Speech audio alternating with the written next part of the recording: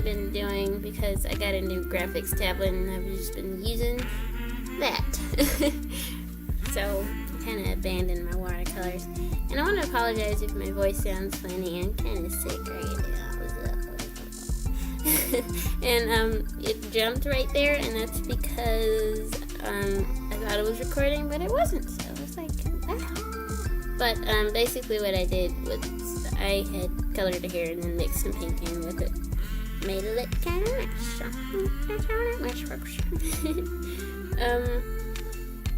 Yeah, I had a lot of fun with this, and it was nice to work with traditional mediums after working with the digital stuff for like 2 weeks, almost 2 weeks, a week and a half, pretty much non-stop. Except I have been sketching traditionally. That's about it.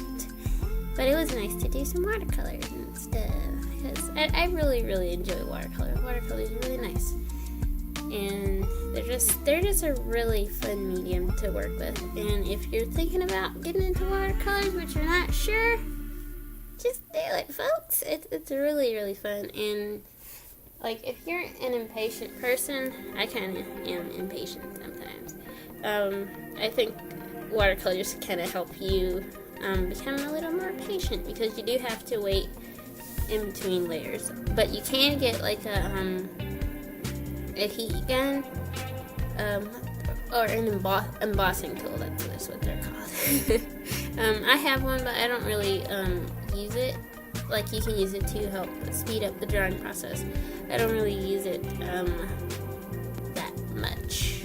So, oh, and if you use watercolor blocks, sometimes the embossing tool can make the adhesive, like, it loosens up the adhesive so the paper comes loose, and it's like paper, you're supposed to stay in the block, aren't you?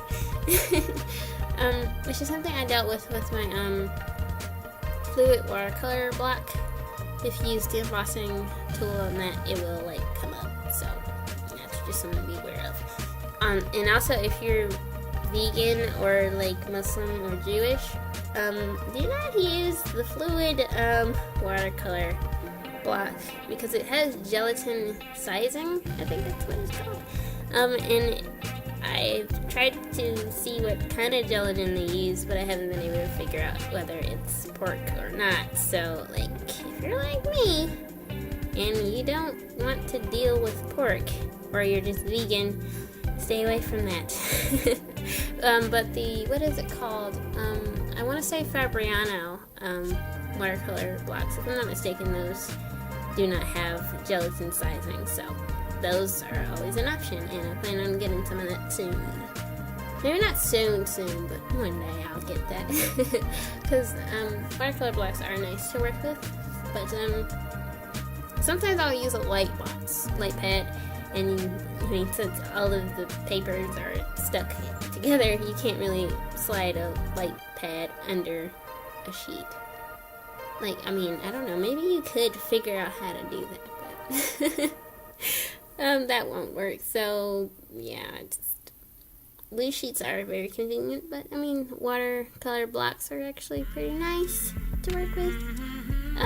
Did I explain what that is? Like, you might not even know what that is. That's where the paper is just glued together on 2 sides, or 3 sides, or all sides. Does it come in 3 sides? I don't even know, but I know some are glued down on all sides, or on 2 sides, and that helps with warping, because if you put water on paper, it's gonna do something.